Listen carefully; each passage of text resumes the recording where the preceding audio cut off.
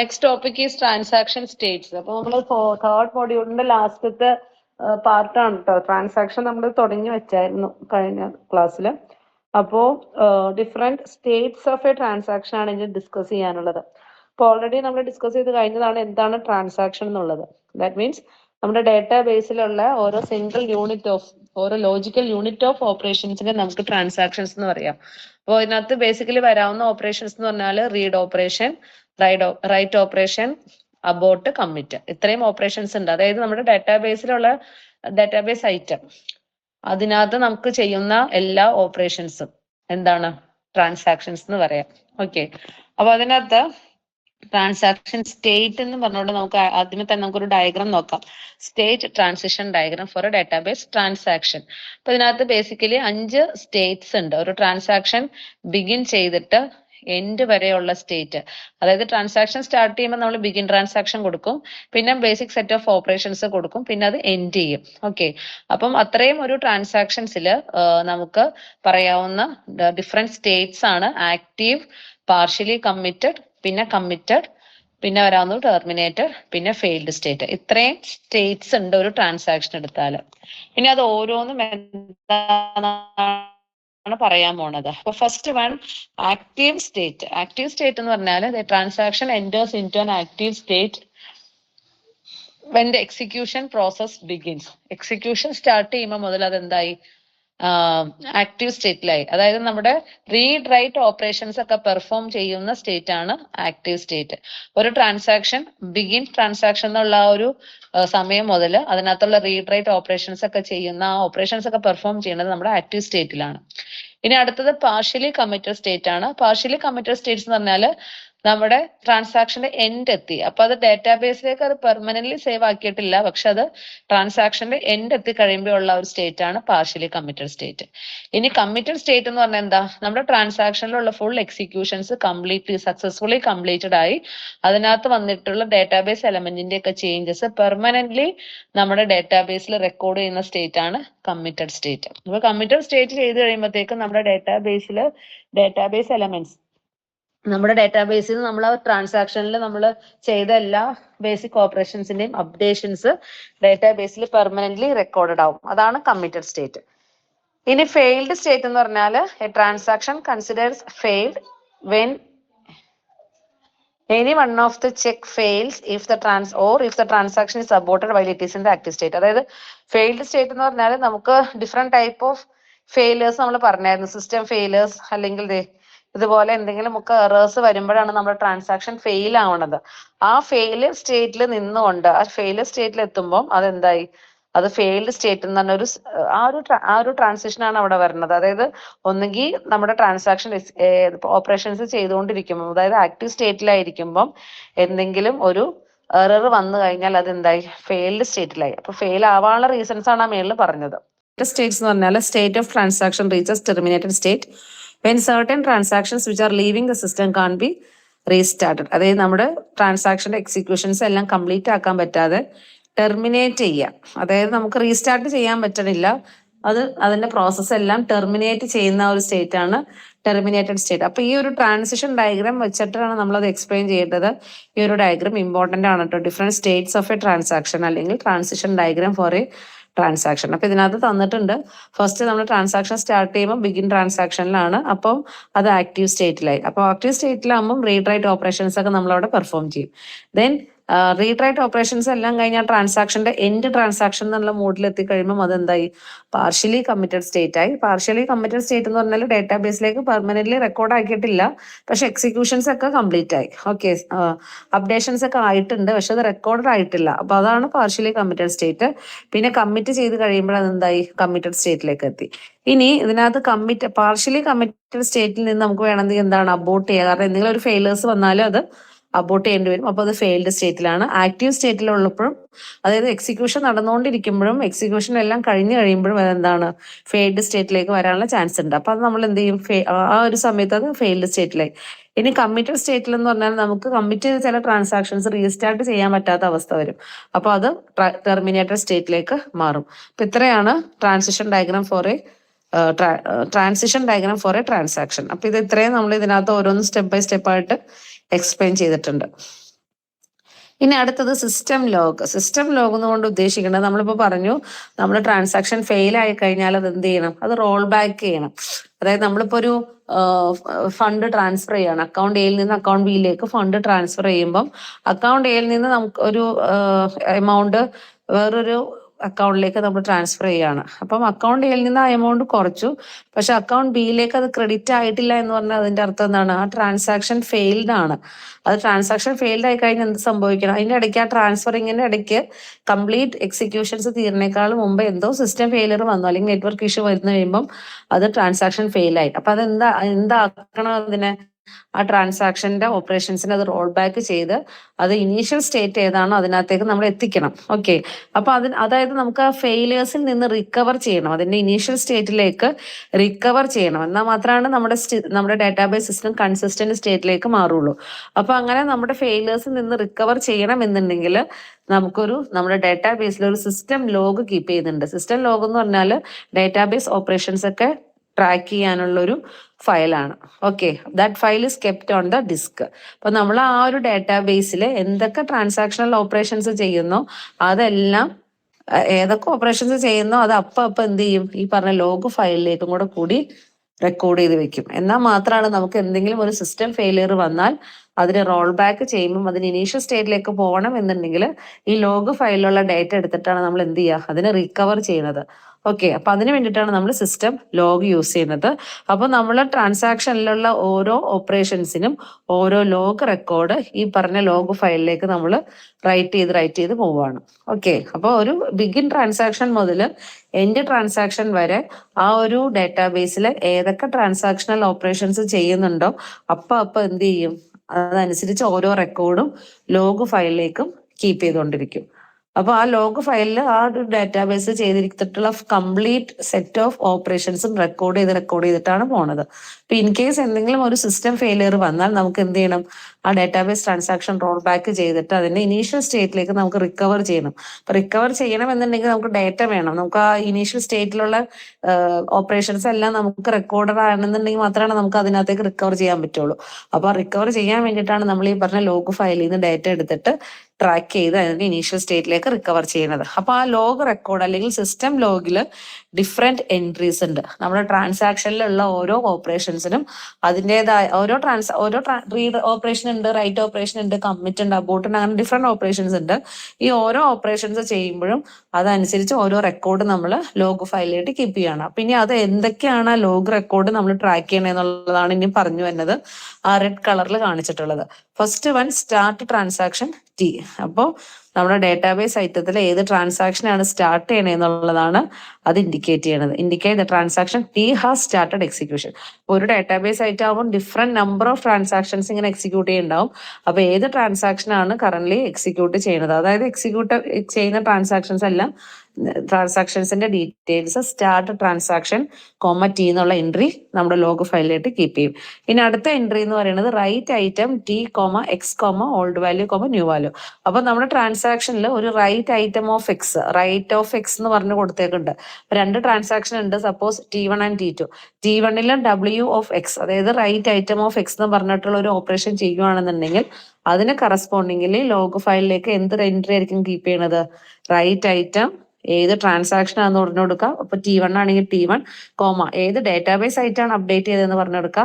X ആണെന്നുണ്ടെങ്കിൽ X എന്ന് പറഞ്ഞു കൊടുക്കുക, അതിന്റെ ആ എക്സ് എന്നുള്ള ഡാറ്റാബേസ് ഐറ്റത്തിന്റെ ഓൾഡ് വാല്യൂ, പുതിയ അപ്ഡേറ്റഡ് വാല്യൂ, ഇത്രയും ഒരു ലോഗ് എൻട്രി ആയിട്ട് ലോഗ് ഫയലിലായിട്ട് കീപ്പ് ചെയ്യും. ഓക്കെ, അപ്പൊ റൈറ്റ് ഓഫ് എക്സ് എന്നുള്ള ഓപ്പറേഷൻ അല്ലെങ്കിൽ റൈറ്റ് ഓപ്പറേഷൻ പെർഫോം ചെയ്യുമ്പോൾ അതിന് കറസ്പോണ്ടിങ്ങിലി എൻ്റർ ചെയ്യുന്ന ലോഗ് റെക്കോർഡിന്റെ ഫോർമാറ്റ് ആണ് പറഞ്ഞിട്ടുള്ളത്. റൈറ്റ് ഐറ്റം ഏത് ട്രാൻസാക്ഷൻ ആണെന്നുള്ളതും ഏത് ഡാറ്റാബേസ് ഐറ്റം ആണെന്നുള്ളതും അതിന്റെ ഓൾഡ് വാല്യൂ ന്യൂ വാല്യൂ, ഇത്രയും ആണ് ഒരു ലോഗ് റെക്കോർഡ്. അതാണ് നമ്മുടെ സിസ്റ്റം ലോഗ് ഫയലിലായിട്ട് കീപ്പ് ചെയ്യുന്നത്. ഇനി അടുത്ത എൻട്രി എന്ന് പറയുന്നത് റീഡ് ഐറ്റം T, അതായത് ഒരു റീഡ് ഓപ്പറേഷൻ ചെയ്ത് കഴിയുമ്പോൾ ആ ഓപ്പറേഷന് കറസ്പോണ്ടിങ്ങിൽ ലോഗ് ഫയൽ ഏതായിരിക്കും, റീഡ് ഓപ്പറേഷൻ ആണ്. ഇന്ന ട്രാൻസാക്ഷനിൽ എക്സ് എന്നുള്ള ഡാറ്റാബേസ് ഐറ്റം റീഡ് ചെയ്തു എന്നുള്ള ലോഗ് എൻട്രി ഫയലിലായിട്ട് കീപ്പ് ചെയ്യും. ഇനി അടുത്തത് കമ്മിറ്റ് എന്ന് പറഞ്ഞാൽ നമ്മൾ ട്രാൻസാക്ഷൻ സക്സസ്ഫുള്ളി കംപ്ലീറ്റഡ് ആണ്, അതിന്റെ ചേഞ്ചസ് എല്ലാം ഡാറ്റാബേസിൽ പെർമനന്റ്ലി സേവ് ആക്കിയെന്നാണ് കമ്മിറ്റ് ചെയ്ത് കഴിഞ്ഞാൽ അതിന്റെ അർത്ഥം. അപ്പൊ ഏത് ട്രാൻസാക്ഷൻ ആണോ കമ്മിറ്റ് ചെയ്തത് ആ ട്രാൻസാക്ഷനിൽ കറസ്പോണ്ടിങ് എൻട്രി ആയിട്ട് കമ്മിറ്റ് T എന്നുള്ള എൻട്രി ലോഗ് ഫയലായിട്ട് കീപ്പ് ചെയ്യും. ഇനി അബോർട്ട് ഓപ്പറേഷൻ, അതായത് നമ്മുടെ സിസ്റ്റം ഫെയിൽ ആയി കഴിഞ്ഞാൽ അബോർട്ട് ചെയ്യണം.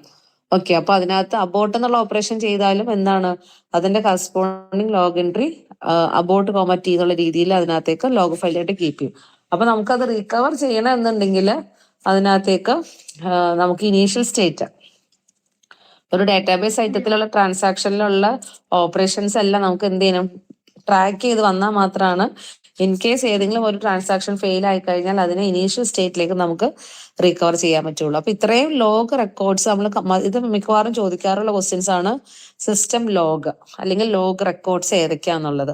ഒരു ട്രാൻസാക്ഷനിൽ ഫെയിലിയർ വന്നാൽ നമുക്ക് റിക്കവർ ചെയ്യണം. അപ്പൊ റിക്കവർ ചെയ്യണമെന്നുണ്ടെങ്കിൽ ആ ട്രാൻസാക്ഷൻ ചെയ്ത ഓപ്പറേഷൻസ് എല്ലാം നമ്മൾ ട്രാക്ക് ചെയ്ത് ഒരു സെപ്പറേറ്റ് ഫയലാക്കി ഡിസ്കിൽ നമ്മൾ കീപ്പ് ചെയ്യുക. അപ്പൊ അതിന് ആ ഫയലിൽ നമ്മൾ കീപ്പ് ചെയ്യുന്ന റെക്കോർഡ്സിന്റെ ഫോർമാറ്റ് അല്ലെങ്കിൽ എൻട്രീസ് ആണ് നമ്മൾ ഈ പറഞ്ഞ് ഡിസ്കസ് ചെയ്തത്. ഓക്കെ, അപ്പൊ 1, 2, 3, 4, 5 എൻട്രീസ് ഉണ്ട്. ഈ എൻട്രീസ് വെച്ചിട്ടാണ് നമ്മൾ എന്ത് ചെയ്യുക, ഇൻ കേസ് എന്തെങ്കിലും ഒരു ഫെയിലിയർ വന്നാൽ റോൾ ബാക്ക് ചെയ്യണം അല്ലെങ്കിൽ റിക്കവർ ചെയ്യണം എന്നുണ്ടെങ്കിൽ ഈ എൻട്രീസ് നോക്കിയിട്ടാണ് അതിന് ഇനീഷ്യൽ സ്റ്റേറ്റിലേക്ക് നമ്മൾ റിക്കവർ ചെയ്യുന്നത്. ഓക്കെ, അതാണ് എന്താണ് സിസ്റ്റം ലോഗ്. ഇനി അടുത്തത് പ്രോപ്പർട്ടീസ് ഓഫ് ട്രാൻസാക്ഷൻസ്. അപ്പൊ എന്താണ് ട്രാൻസാക്ഷൻസ് എന്ന് നമുക്കറിയാം. അപ്പം ആ ഒരു ട്രാൻസാക്ഷൻ മെയിൻറ്റെയിൻ ചെയ്യേണ്ട കുറെ പ്രോപ്പർട്ടീസ്, അതിന് ബേസിക്കലി നമ്മൾ പറയുന്ന പ്രോപ്പർട്ടി എന്ന് പറഞ്ഞത് ആസിഡ് പ്രോപ്പർട്ടീസ് എന്നാണ്. A for atomicity, C for consistency preservation, I for isolation and D for durability or permanency. അതായത് എല്ലാ ട്രാൻസാക്ഷൻസും നമ്മളിപ്പോൾ കൺകറന്റിലി കുറെ ട്രാൻസാക്ഷൻസ് ഒരു ഡാറ്റാബേസിൽ പെർഫോം ചെയ്യും. അപ്പൊ അതിനകത്തുള്ള ഓരോ ട്രാൻസാക്ഷൻസും മെയിൻറ്റെയിൻ ചെയ്യേണ്ട അല്ലെങ്കിൽ അതിന്റെ പ്രോപ്പർട്ടീസ് ആണ് ആസിഡ് പ്രോപ്പർട്ടീസ്. അപ്പൊ ഇത് നമ്മൾ അറിഞ്ഞിരിക്കേണ്ട ഒരു ടോപ്പിക്കാണ് പ്രോപ്പർട്ടീസ് ഓഫ് എ ട്രാൻസാക്ഷൻ. എപ്പൊ ചോദിച്ചാലും നമ്മൾ പറഞ്ഞിരിക്കണം പ്രോപ്പർട്ടീസ് ഓഫ് എ ട്രാൻസാക്ഷൻ എന്ന് പറഞ്ഞാൽ ആസിഡ് പ്രോപ്പർട്ടീസ് ആണ്. ഇനി എന്താണ് ഈ പറഞ്ഞ ഓരോ properties?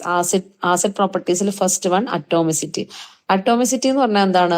A transaction is an atomic unit of processing either the entire transaction takes place at once or doesn't happen at all. അതായത് നമ്മൾ ഡാറ്റാബേസ് ഐറ്റത്തിൽ മൾട്ടിപ്പിൾ യൂസേഴ്സ് ഓരോരോ ട്രാൻസാക്ഷൻസ് ചെയ്യുന്നുണ്ട്. ഓക്കെ, അതായത് കൺകറന്റ് ആയിട്ട് എക്സിക്യൂട്ട് ചെയ്യുന്നുണ്ട്. അപ്പോൾ ഓരോ ട്രാൻസാക്ഷൻസും എന്തായിരിക്കണം? അറ്റോമിക് ആയിരിക്കണം. അറ്റോമിക് ആയെന്ന് പറഞ്ഞാൽ ഒന്നുകിൽ ആ ട്രാൻസാക്ഷൻ സക്സസ്ഫുള്ളി കംപ്ലീറ്റഡ് ആയിരിക്കണം, അല്ലെങ്കിൽ എന്താ അത് ഡസൻറ്റ് ഹാപ്പൻ അറ്റ് ഓൾ. ആ ഒരു സ്റ്റേറ്റിലായിരിക്കണം നമ്മുടെ ട്രാൻസാക്ഷൻസ്. അല്ലാതെ ട്രാൻസാക്ഷൻസ് എന്താ എൻ്റെ ട്രാൻസാക്ഷൻ എന്ന് പറഞ്ഞാൽ ആ ട്രാൻസാക്ഷനിൽ ഫുൾ ഓപ്പറേഷൻസും ഒന്നുകിൽ പെർഫോം ചെയ്യണം, അല്ലെങ്കിൽ അങ്ങനത്തെ ഒരു ട്രാൻസാക്ഷൻ ഇല്ല. അതായത് അറ്റോമിക് ആയിരിക്കണം. ഓക്കെ, അത് ഒന്നുകിൽ സക്സസ്ഫുള്ളി കംപ്ലീറ്റഡ് ആയിരിക്കണം, അല്ലെങ്കിൽ അങ്ങനത്തെ ട്രാൻസാക്ഷൻ അവിടെ വന്നിട്ടില്ല. അതാണ് അറ്റോമിസിറ്റി. സെക്കൻഡ് വൺ എന്ന് പറഞ്ഞാൽ കൺസിസ്റ്റൻസി പ്രിസർവേഷൻ. കൺസിസ്റ്റൻസി പ്രിസർവേഷൻ എന്ന് പറഞ്ഞാൽ നമ്മളിപ്പോൾ ഒരു ട്രാൻസാക്ഷൻ കംപ്ലീറ്റ്ലി നമ്മൾ എക്സിക്യൂട്ട് ചെയ്യാണ്, ബിഗിനിങ് ടു എൻഡ് വേറെ ട്രാൻസാക്ഷൻസുമായിട്ട് ഇന്റർഫറൻസ് ഇല്ലാതെ കംപ്ലീറ്റ്ലി എക്സിക്യൂട്ട് ചെയ്യണം. അതായത് നമ്മുടെ ഡാറ്റാബേസ് എപ്പോഴും എന്തായിരിക്കണം? ഒരു കൺസിസ്റ്റന്റ് സ്റ്റേറ്റിൽ നിന്ന് വേറൊരു കൺസിസ്റ്റന്റ് സ്റ്റേറ്റിലേക്ക് അത് പ്രിസർവ് ചെയ്തോളണം. അതായത് നമ്മളിപ്പോ ഒരു ഫണ്ട് ട്രാൻസ്ഫർ ചെയ്യുകയാണെന്നുണ്ടെങ്കിൽ എന്താ, ഒരു അക്കൗണ്ടിൽ നിന്ന് നമ്മളത്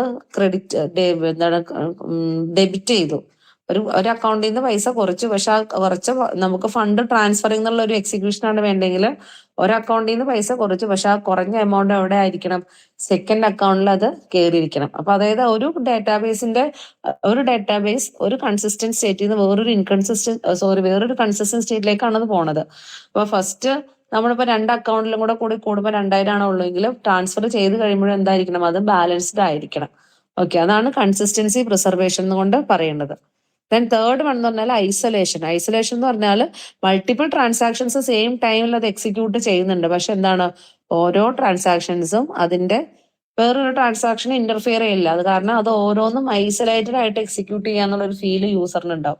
അപ്പോൾ നമ്മളിപ്പോ ഒരു റെയിൽവേ റിസർവേഷൻ സിസ്റ്റം അല്ലെങ്കിൽ ഒരു ബുക്കിംഗ് സിസ്റ്റം, എന്തെങ്കിലും ഒരു ടിക്കറ്റ് ബുക്ക് ചെയ്യാനുള്ള സിസ്റ്റത്തിൽ ആ ഒരു ഡാറ്റാബേസ് നമ്മളൊരു ആപ്ലിക്കേഷൻ വെച്ചിട്ട് ആക്സസ് ചെയ്യുകയാണെന്നുണ്ടെങ്കിൽ ഓരോ യൂസറും എന്താണ്, ഐസൊലേറ്റഡ് ആയിട്ടാണ് അവിടെ ആക്സസ് ചെയ്യുന്നത്. അല്ലാതെ ഒരു യൂസറെ ആക്സസ് ചെയ്യുന്നുണ്ടെന്ന് വിചാരിച്ച് വേറൊരു യൂസറിന് അത് ഇന്റർഫിയർ അവിടെ വരുന്നില്ല. കാരണം എന്താ, അത് ആ ട്രാൻസാക്ഷന്റെ പ്രോപ്പർട്ടിയാണ്.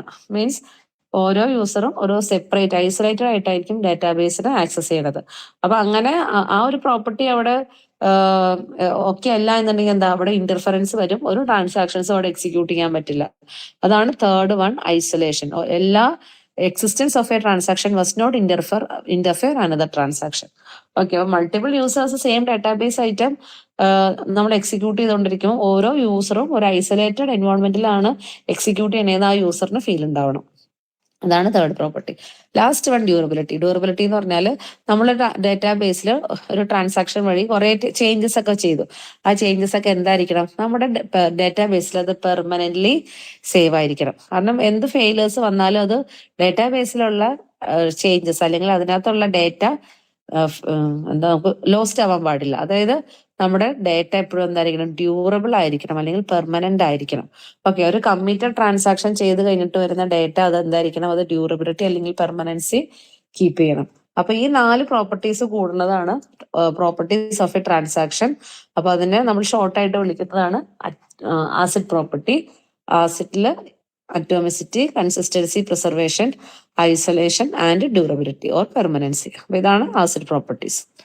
ഓക്കെ, ഇനി അടുത്തത് schedule of transactions. Schedule of transactions എന്ന് പറഞ്ഞാൽ നമുക്കിപ്പോൾ ഒരു ഡാറ്റാബേസ് ഐറ്റം ഒരു സിംഗിൾ ട്രാൻസാക്ഷൻ അല്ല എക്സിക്യൂട്ട് ചെയ്യുന്നത്. മൾട്ടിപ്പിൾ യൂസേഴ്സ് മൾട്ടിപ്പിൾ ട്രാൻസാക്ഷൻസ് ഒരു ഡാറ്റാബേസ് ഐറ്റത്തിൽ നിന്ന് എക്സിക്യൂട്ട് ചെയ്യുന്നുണ്ടാവും. അപ്പൊ അത് ഏത് ഓർഡറിലാണ് ട്രാൻസാക്ഷൻസ്? സപ്പോസ് ഒരു T1, T2, Tn ഒരു 3 ട്രാൻസാക്ഷൻസ് ഒരു ഡാറ്റാബേസ് ഐറ്റത്തിൽ എക്സിക്യൂട്ട് ചെയ്യുന്നുണ്ടെങ്കിൽ അത് ഏത് ഓർഡറിലാണ് ആ ട്രാൻസാക്ഷൻസിന്റെ ഓപ്പറേഷൻസ് എക്സിക്യൂട്ട് ചെയ്യുന്നത്? അതിനാണ് നമ്മൾ എന്ത് പറയാ? ഷെഡ്യൂൾ എസ് അല്ലെങ്കിൽ schedule S of N transactions എന്ന് പറയുന്നത് എന്താണ്?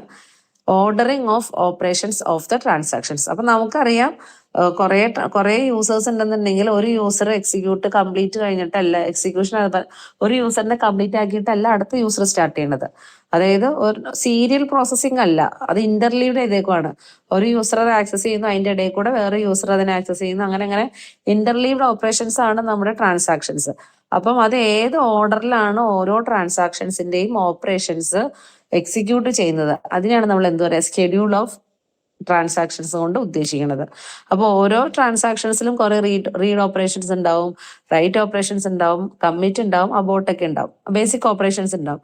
അപ്പൊ അതൊക്കെ ഏത് ഓർഡറിലാണ് ഈ ഒരു ഡാറ്റാബേസ് ഐറ്റം ആക്സസ് ചെയ്യുന്നത് അതിന്റെ ഒരു ഓർഡറിനെയാണ് നമ്മൾ എന്ത് പറയുക? ഷെഡ്യൂൾ എസ് എന്ന് പറഞ്ഞിട്ട് ഉദ്ദേശിക്കുന്നത്. ഓക്കെ, അപ്പൊ അതിനകത്ത് നമ്മൾ ഈ ഒരു എന്താണ് സ്ലൈഡില് 2 ട്രാൻസാക്ഷൻസ് തന്നിട്ടുണ്ട്. ഇത് ശരിക്കും പറഞ്ഞാൽ എന്താണ്? ഒരു സീരിയൽ ട്രാൻസാക്ഷൻ അല്ല. T1 കഴിഞ്ഞിട്ടല്ല T2 എക്സിക്യൂട്ട് ചെയ്യേണ്ടത്. T1 കുറച്ച് ഓപ്പറേഷൻസ് ചെയ്യുന്നു, പിന്നെ അത് ഇന്റർലീവ് ചെയ്ത് അല്ലെങ്കിൽ സ്വിച്ച് ചെയ്ത് T2 പോകുന്നു. T2 കുറച്ച് ചെയ്യുന്നിട്ട് പിന്നെ വീണ്ടും T1 പോകുന്നു, T2 പോകുന്നു. അതായത് ഇന്റർലീവ്ഡ് മാനറിലാണ് നമ്മളിത് ഈ ഒരു ട്രാൻസാക്ഷന്റെ ഓപ്പറേഷൻസ് എക്സിക്യൂട്ട് ചെയ്യണത്. അപ്പൊ അത് ഏത് ഓർഡറിലാണ് ഈ പറഞ്ഞ ട്രാൻസാക്ഷൻസിന്റെ ഓർഡർ എന്താണെന്ന് കാണിക്കുന്നതാണ് ഷെഡ്യൂൾ. അപ്പൊ കറസ്പോണ്ടിങ്ങിൽ ഈ ഒരു നമുക്ക് ഏത് ട്രാൻസാക്ഷൻസ് ആണെന്നുണ്ടെങ്കിൽ അതിന്റെ ഷെഡ്യൂൾ എഴുതാനായിട്ട് നമുക്ക് എന്താ ഒരു ഷോർട്ട് ഹാൻഡ് നൊട്ടേഷൻ യൂസ് ചെയ്യാം. അതായത് ബി എന്നുകൊണ്ട് ഉദ്ദേശിക്കുന്നത് ബിഗിൻ ട്രാൻസാക്ഷൻ. നമ്മൾ ട്രാൻസാക്ഷൻ എഴുതുമ്പോൾ ചിലതിൽ ബിഗിനും എൻഡൊക്കെ കാണിക്കും, കൂടുതലും കാണിക്കാറില്ല, നമ്മൾ ഓപ്പറേഷൻസ് തൊട്ടാണ് കാണിക്കാറ്.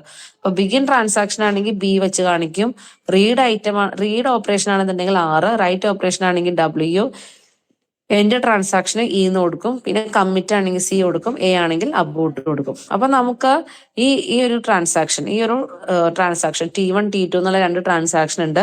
അപ്പൊ ഇതിന്റെ ഓർഡർ അല്ലെങ്കിൽ സ്കെഡ്യൂൾ എഴുതാൻ പറഞ്ഞാൽ നമുക്ക് എന്ത് എഴുതാം? അത് ഏത് ഓർഡറിലാണ് നമ്മൾ ഈ ഓരോ ഓപ്പറേഷൻസും എക്സിക്യൂട്ട് ചെയ്യണമെന്നുള്ളത് ലിസ്റ്റ് ഔട്ട് ചെയ്താൽ മതി. അപ്പൊ നമ്മള് T1ന്റെ റീഡിനെ നമ്മൾ എങ്ങനെ ഡിനോട്ട് ചെയ്യും? T1ന്റെ റീഡ് ഓപ്പറേഷൻ നമ്മൾ ഡിനോട്ട് ചെയ്യുന്ന ഫോർമാറ്റ് ആണ് R1. R1 എന്നുകൊണ്ട് ഉദ്ദേശിക്കുന്നത് T1 എന്നുള്ള ട്രാൻസാക്ഷന്റെ read operation.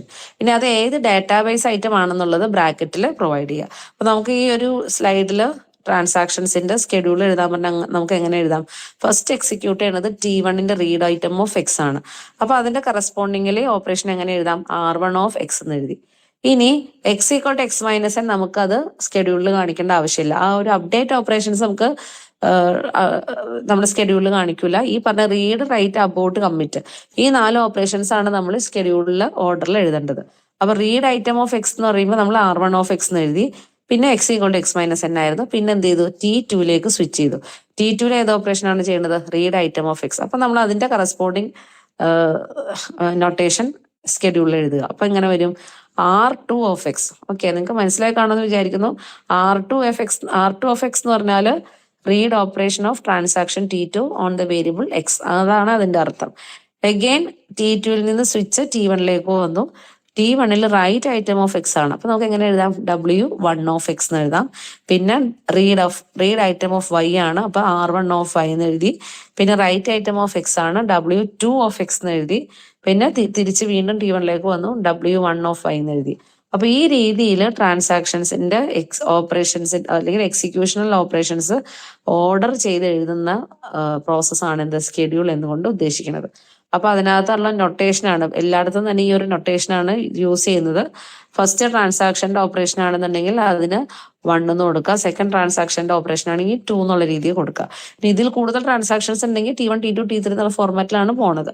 Right item of X ആണെങ്കിൽ W1 ഓഫ് എക്സ് എന്ന് എഴുതും. അപ്പൊ അത് ആ ടൈം താഴേക്ക് പോകുന്നതോറും ടൈമാണ് ഇൻക്രീസ് ആയിട്ട് വരുന്നത്. ഓക്കെ, അപ്പൊ അതനുസരിച്ച് എന്ത് ചെയ്യണം, അതിന്റെ സ്കെഡ്യൂൾ എഴുതി വെക്കുക. അപ്പൊ ഇതാണ് ഈ പറഞ്ഞ T1, T2ന്റെ സ്കെഡ്യൂളാണ് താഴെ എഴുതിയിട്ടുള്ളത്. ഓക്കെ, ഇനി നമുക്ക് അടുത്തത്, ഇതൊക്കെ ഇമ്പോർട്ടൻറ്റ് ടോപ്പിക് ആണ് കേട്ടോ, conflict operations in A schedule.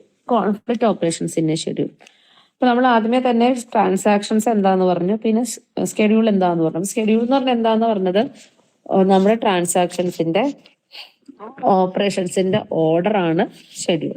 അപ്പോ ആ ഓപ്പറേഷൻസിൽ ഏതൊക്കെ ഓപ്പറേഷൻസ് ആണ് കോൺഫ്ലിക്റ്റ് ഓപ്പറേഷൻസ്, അതൊരു ഇമ്പോർട്ടൻറ്റ് ടേം ആണ് കേട്ടോ, conflict operations in A schedule എന്ന് പറയുന്നത്.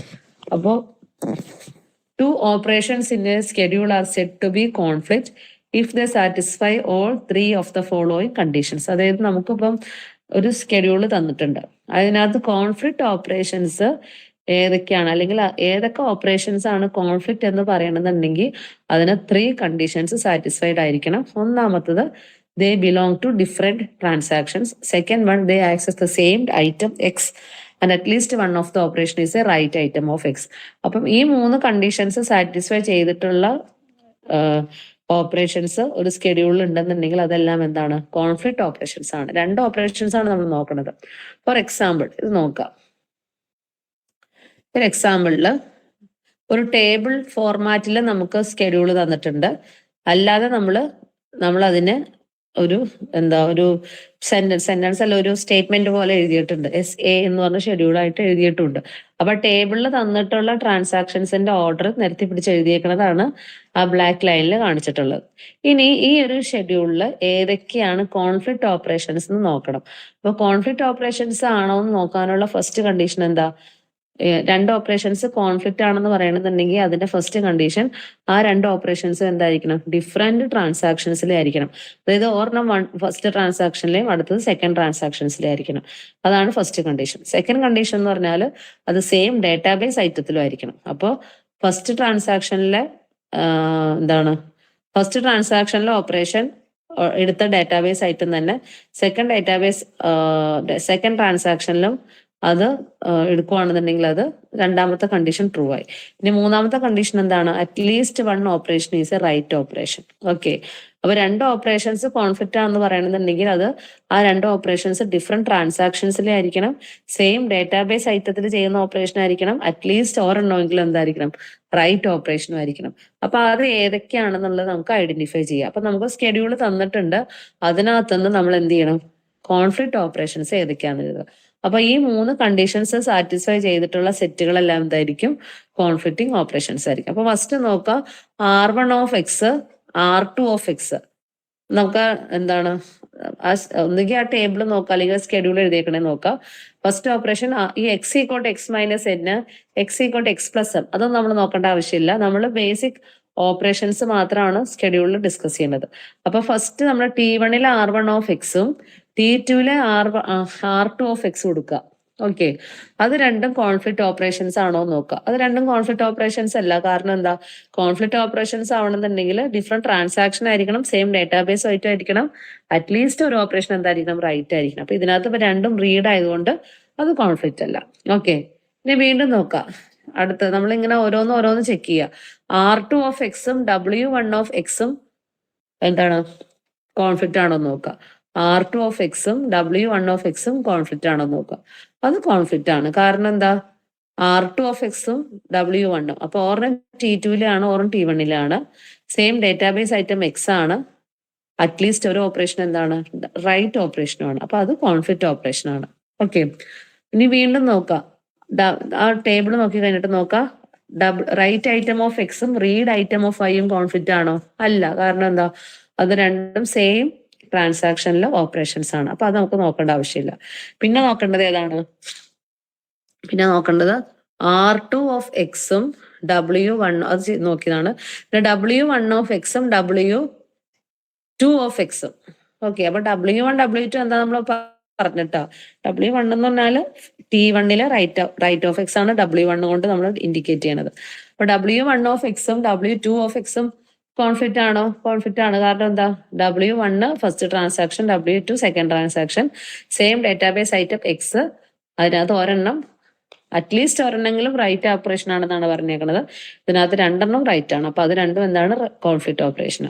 ഇനി നോൺ കോൺഫ്ലിക്റ്റ് ഓപ്പറേഷൻസ് ഏതൊക്കെയാന്ന് നോക്കാം. നമ്മൾ ആദ്യമേ പറഞ്ഞായിരുന്നു R1 ഓഫ് എക്സും R2 ഓഫ് എക്സും എന്താണ്, കോൺഫ്ലിക്റ്റ് അല്ല. R1 ഓഫ് എക്സും R2 ഓഫ് എക്സും കോൺഫ്ലിക്റ്റ് അല്ല. കാരണം എന്താ, അത് രണ്ടും റീഡ് ഓപ്പറേഷൻ ആണ്. ഒരെണ്ണെങ്കിലും റൈറ്റ് വേണം എന്നുള്ളതാണ് നമ്മുടെ കണ്ടീഷൻ. പിന്നെ രണ്ടാമത്തത് W2 ഓഫ് എക്സും W1 ഓഫ് വൈയും കോൺഫ്ലിക്റ്റ് അല്ല. കാരണം അത് രണ്ടും ഡിഫറെന്റ് ട്രാൻസാക്ഷൻ ആണ്. റൈറ്റ് ഓപ്പറേഷൻ ഉണ്ട്, പക്ഷെ അതെന്താണ്, രണ്ടും ഡിഫറെന്റ് ഡേറ്റാബേസ് ഐറ്റത്തിലാണ് അത് പ്രൊവൈഡ് കൊടുക്കുന്നത്. അതുകൊണ്ട് അത് നോൺ കോൺഫ്ലിക്റ്റ് ഓപ്പറേഷൻ ആണ്. ലാസ്റ്റ് വൺ R1 ഓഫ് എക്സും W1 ഓഫ് എക്സും, അതും കോൺഫ്ലിക്റ്റ് അല്ല. കാരണം എന്താ, രണ്ടും സെയിം ട്രാൻസാക്ഷനിലെ ഓപ്പറേഷൻസ് ആണ്. അപ്പൊ നമുക്കൊരു സ്കെഡ്യൂൾ തന്നാൽ അതിനകത്ത് കോൺഫ്ലിക്റ്റ് ഓപ്പറേഷൻസ് കണ്ടുപിടിക്കണമെന്നുണ്ടെങ്കിൽ ഈ രീതിയിൽ നിങ്ങൾ ചെക്ക് ചെയ്യണം. ഓരോ ഓപ്പറേഷൻ എടുക്കുക, പിന്നെ വേറൊരു ഓപ്പറേഷൻ സെയിമിലോ എടുക്കുക. സെയിമിൽ എടുത്താൽ എന്താണ്, കോൺഫ്ലിക്റ്റ് ആവില്ല. സെറ്റ് കിട്ടണമല്ലോ. കോൺഫ്ലിക്റ്റ് ഓപ്പറേഷൻസ് കിട്ടണമെന്നുണ്ടെങ്കിൽ എപ്പോഴും ഒരു ഓപ്പറേഷൻ എടുക്കുക, വേറെ ട്രാൻസാക്ഷനിൽ അടുത്ത ഓപ്പറേഷൻ എടുക്കുക. രണ്ട് ഡിഫറെന്റ് ട്രാൻസാക്ഷൻസ് ആണെന്നുണ്ടെങ്കിലാണ് നമുക്ക് ഫസ്റ്റ് കണ്ടീഷൻ സാറ്റിസ്ഫൈഡ് ആവുള്ളൂ. അപ്പോൾ ആ രീതിയിൽ നമ്മൾ എന്ത് ചെയ്യുക, ഏത് സ്കെഡ്യൂൾ തന്നാലും നമ്മൾ കോൺഫ്ലിക്റ്റ് ഓപ്പറേഷൻസും നോൺ കോൺഫ്ലിക്റ്റിംഗ് ഓപ്പറേഷൻസും നമ്മൾ ഐഡന്റിഫൈ ചെയ്യാം.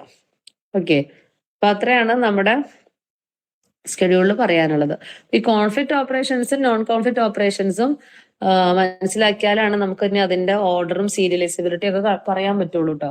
അപ്പൊ ഇത് മനസ്സിലായി കാണുമെന്ന് വിചാരിക്കണം. നമുക്കൊരു സ്കെഡ്യൂൾ തന്നാൽ അതിനകത്ത് കോൺഫ്ലിക്റ്റിംഗ് ഓപ്പറേഷൻസ് ഐഡന്റിഫൈ ചെയ്യണമെന്നുണ്ടെങ്കിൽ നമ്മൾ എന്ത് ചെയ്യുക, രണ്ട് സെറ്റ് ഓപ്പറേഷൻ എടുക്കുക.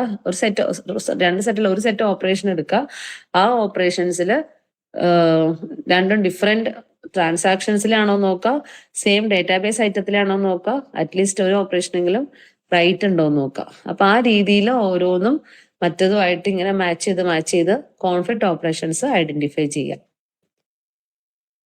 ഇനി എന്താണ് ഈ കോൺഫ്ലിക്റ്റിംഗ് ഓപ്പറേഷൻസ്? അപ്പൊ നമ്മൾ രണ്ട് ഓപ്പറേഷൻസ് കോൺഫ്ലിക്റ്റ് ആണെന്ന് പറഞ്ഞു നമ്മൾ കണ്ടുപിടിച്ചു കഴിഞ്ഞാൽ അതിന്റെ അർത്ഥം എന്താ, അതിന്റെ ഓർഡർ ചേഞ്ച് ചെയ്ത് കഴിഞ്ഞാൽ എന്താണ്, അവിടെ റിസൾട്ടും ഡിഫറെന്റ് ആയിരിക്കും.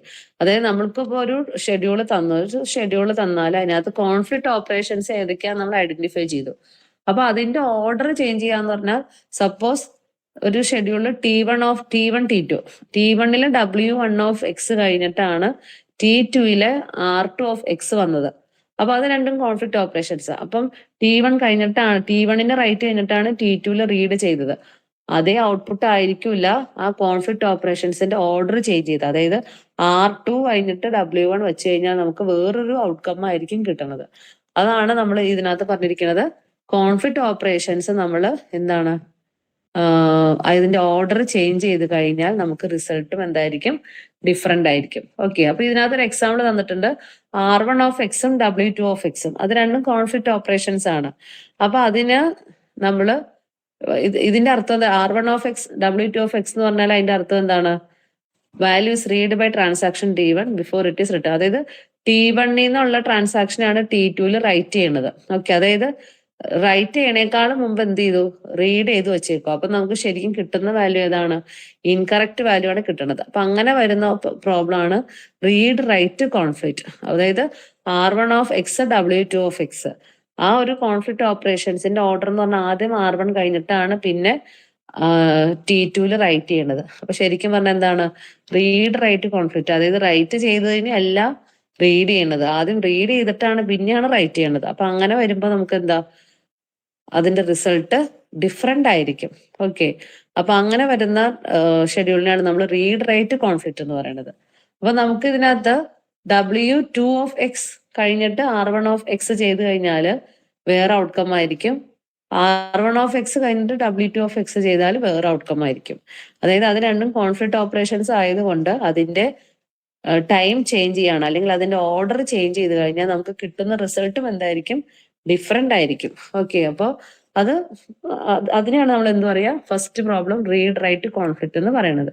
ഇനി വേറൊരു ഇതുണ്ട് റൈറ്റ് റൈറ്റ് കോൺഫ്ലിക്റ്റ്. അപ്പൊ ഇതിനകത്ത് നോക്കാം W1 W2 എന്ന് വെച്ചാൽ T1 റൈറ്റ് ചെയ്ത് കഴിഞ്ഞിട്ട് പിന്നെ T2 റൈറ്റ് ചെയ്യുന്നു. ആ ഒരു ഷെഡ്യൂളിന്റെ ആ ഓർഡറും T2 റൈറ്റ് ചെയ്തിട്ട് പിന്നെ T1 റൈറ്റ് ചെയ്യുമ്പോഴും കിട്ടുന്ന വാല്യൂ എന്തായിരിക്കും, ഡിഫറെന്റ് ആയിരിക്കും. അതായത് നമ്മളിപ്പോ എക്സിന് ഒരു 100 എന്നുള്ള ഒരു വാല്യൂ ഇട്ടു, അപ്പൊ T1 അത് റൈറ്റ് ചെയ്തു, T2 വേണ്ട അത് റീഡ് ചെയ്തിട്ട് എന്തെങ്കിലും അപ്ഡേറ്റ് ചെയ്തിട്ടാണ് റൈറ്റ് ചെയ്തത്. അപ്പൊ നമുക്ക് കിട്ടുന്ന വാല്യൂ എന്ന് പറയുന്നത് എന്താ, W1 W2 എന്നുള്ള ആ ഒരു ഓർഡറിലുള്ള ഔട്ട്കം അല്ല, W2 കഴിഞ്ഞിട്ട് W1 എക്സിക്യൂട്ട് ചെയ്യുമ്പോൾ കിട്ടുന്ന ഓർഡർ. അപ്പൊ അതിനെയാണ് നമ്മൾ എന്ത് പറയാ, റൈറ്റ് റൈറ്റ് കോൺഫ്ലിക്റ്റ്. അപ്പൊ അതിനകത്ത് നമുക്ക് രണ്ട് റീഡ് ഓപ്പറേഷൻസ് ആണെന്നുണ്ടെങ്കിൽ അത് കോൺഫ്ലിക്റ്റ് അല്ല. കാരണം എന്താ, അതിന്റെ ഓർഡർ ചേഞ്ച് ചെയ്താൽ നമുക്ക് പ്രശ്നമൊന്നും വരില്ല. കാരണം read R1 R2 conflict operations അല്ലാത്തത് കൊണ്ട് അതിന്റെ ഓർഡർ ചേഞ്ച് ചെയ്ത് കഴിഞ്ഞാൽ അത് R2 കഴിഞ്ഞിട്ട് R1 റീഡ് ചെയ്താലും R1 കഴിഞ്ഞിട്ട് R2 റീഡ് ചെയ്ത് കഴിഞ്ഞാലും നമുക്ക് ഔട്ട്കം സെയിം ആയിരിക്കും. പക്ഷെ കോൺഫ്ലിക്റ്റ് ഓപ്പറേഷൻസിന്റെ ഓർഡർ അങ്ങോട്ടും ഇങ്ങോട്ടും ചേഞ്ച് ചെയ്ത് കഴിഞ്ഞാൽ നമുക്ക് കിട്ടുന്ന റിസൾട്ട് ഡിഫറെന്റ് ആയിരിക്കും. അതിനകത്ത് ഫസ്റ്റ് വൺ പറയുന്നതാണ് റീഡ് റൈറ്റ് കോൺഫ്ലിക്റ്റും സെക്കൻഡ് വണ്ണിനെ പറയുന്നതാണ് റൈറ്റ് റൈറ്റ് കോൺഫ്ലിക്റ്റും. ഓക്കെ, അപ്പൊ ഇത്രയും ഓർത്തിരിക്കുക, എന്താണ് കോൺഫ്ലിക്റ്റ് ഓപ്പറേഷൻസ്, എന്താണ് ട്രാൻസാക്ഷൻസ്, പിന്നെ എന്തൊക്കെയാണ് ഷെഡ്യൂള്, പിന്നെ അതിന്റെ പ്രോപ്പർട്ടീസ്, പിന്നെ സിസ്റ്റം ലോഗ്. ഇത്രയും കഴിഞ്ഞിട്ട് നമ്മൾ പിന്നെ വന്നത് സ്കെഡ്യൂളിനെ പറ്റിയാണ്. സ്കെഡ്യൂൾ എന്ന് പറഞ്ഞാൽ നമ്മൾ സാധാരണ ഒരു പ്ലാൻ ഒക്കെ ഇടൂലോ, അല്ലെങ്കിൽ അത് ഓർഡർ ഇടും, ഏത് ഓർഡറിലാണ് ഒരു ഇവന്റ് വന്നു കഴിഞ്ഞാൽ ആ ഏത് ഓർഡറിലാണ് ഇത് എക്സിക്യൂട്ട് ചെയ്യേണ്ടത് നമ്മളൊരു സ്കെഡ്യൂൾ ഇടാറുണ്ട്. സിമിലർലി നമ്മുടെ ഡാറ്റാബേസിലുള്ള ട്രാൻസാക്ഷൻസിന്റെ ഓപ്പറേഷൻസ് ഓർഡർ ചെയ്യുന്നതാണ് സ്കെഡ്യൂൾ എന്ന് പറയുന്നത്. അപ്പൊ അതിനകത്ത് നമുക്ക് കോൺഫ്ലിക്റ്റ് ഓപ്പറേഷൻസ് എന്നുള്ള കോൺസെപ്റ്റ് വന്നിട്ടുണ്ട്. കോൺഫ്ലിക്റ്റ് ഓപ്പറേഷൻസ് എന്ന് പറഞ്ഞാൽ അതിനെ നമ്മൾ ഐഡന്റിഫൈ ചെയ്യേണ്ട കാര്യം എന്താണെന്ന് വെച്ചാൽ നമ്മുടെ ഷെഡ്യൂളിൽ ഈ കോൺഫ്ലിക്റ്റ് ഓപ്പറേഷൻസിന്റെ ഓർഡർ ചേഞ്ച് ചെയ്യാന്ന് പറഞ്ഞാൽ അത് എക്സിക്യൂട്ട് ചെയ്യണതിന്റെ ഓർഡർ അങ്ങോട്ട് ഇങ്ങോട്ട് മാറ്റി കഴിഞ്ഞാൽ അവിടെ എന്ത് വരും, നമുക്ക് കിട്ടുന്ന റിസൾട്ട് ഡിഫറെന്റ് ആയിരിക്കും. അപ്പൊ അത് അങ്ങനെ വരാൻ പാടില്ല, റിസൾട്ട് ഡിഫറെന്റ് ആവാൻ പാടില്ല. അപ്പൊ അതുകൊണ്ടാണ് നമ്മൾ ആ കോൺഫ്ലിക്റ്റ് ഓപ്പറേഷൻസിന് മാത്രം പ്രിഫറൻസ് കൊടുക്കുന്നത്. അപ്പൊ രണ്ട് റീഡ് ഓപ്പറേഷൻസ് ആണെന്നുണ്ടെങ്കിൽ അതിന്റെ ഓർഡർ ചേഞ്ച് ചെയ്തെന്ന് വെച്ച് കുഴപ്പമില്ല. പക്ഷെ കോൺഫ്ലിക്റ്റ് ഓപ്പറേഷൻസ് ഓർഡർ ചേഞ്ച് ചെയ്ത് കഴിഞ്ഞാൽ ഒന്നുകിൽ റീഡ് റൈറ്റ് കോൺഫ്ലിക്റ്റ് എന്നുള്ള ഒരു പ്രോബ്ലം വരാം, അല്ലെങ്കിൽ റൈറ്റ് റൈറ്റ് കോൺഫ്ലിക്റ്റ് എന്നുള്ള വേറൊരു പ്രോബ്ലം വരാൻ ചാൻസ് ഉണ്ട്. ഓക്കെ, അപ്പോ ഇതാണ് സ്കെഡ്യൂൾസ് ആൻഡ് ടൈപ്പ് ഓഫ് അല്ല കോൺഫ്ലിക്റ്റ് ഓപ്പറേഷൻസ് എന്തൊക്കെയാണ്, കോൺഫ്ലിക്റ്റ് ഓപ്പറേഷൻസിന്റെ ഇമ്പോർട്ടൻസ് എന്താന്നുള്ളതാണ് ഇതിനകത്ത് തന്നിട്ടുള്ളത്. അപ്പൊ ഇത് ശരിക്കും പറഞ്ഞാൽ ഓർഡർ ചേഞ്ച് ചെയ്യാന്ന് പറഞ്ഞാൽ എന്താ, നമ്മുടെ ട്രാൻസാക്ഷൻസ് ഇന്റർലീവ് ചെയ്യുമ്പം കൺട്രോൾഡ് വേയിൽ അത് ഇന്റർലീവ് ചെയ്തില്ലെങ്കിൽ നമുക്ക് ഔട്ട്പുട്ട് എന്തായിരിക്കും, ഡിഫറെന്റ് ആയിരിക്കും കിട്ടണമെന്നാണ് പറഞ്ഞു വന്നത്. ഓക്കെ, അതായത് ഇന്റർലീവ് ചെയ്യാന്ന് പറഞ്ഞാൽ ഒരു ട്രാൻസാക്ഷൻസിന്റെ കുറച്ച് ഓപ്പറേഷൻ കഴിഞ്ഞിട്ട് അടുത്ത ട്രാൻസാക്ഷൻ എക്സിക്യൂട്ട് ചെയ്യാണല്ലോ. അപ്പൊ അതൊരു പ്രോപ്പർലി ഒരു കൺട്രോൾഡ് വേയിൽ അതിന് ഇന്റർലീവ് ചെയ്തില്ല എന്നുണ്ടെങ്കിൽ നമുക്ക് അവസാനം കിട്ടുന്ന ഔട്ട്കം എന്തായിരിക്കും, നമുക്ക് കിട്ടുന്ന ഔട്ട്കം ഡിഫറെന്റ് ആയിരിക്കും, അല്ലെങ്കിൽ ഒരു നല്ലൊരു റിസൾട്ട് നമുക്ക് കിട്ടില്ല, ഔട്ട്കം ഡിഫറെന്റ് ആയിട്ട് കിട്ടും. അതാണ് ഇതിന്റെ പ്രശ്നം. ഓക്കെ, അപ്പം ഇത്രയാണ് ഇന്നത്തെ ക്ലാസ് പറയാനുള്ളത്.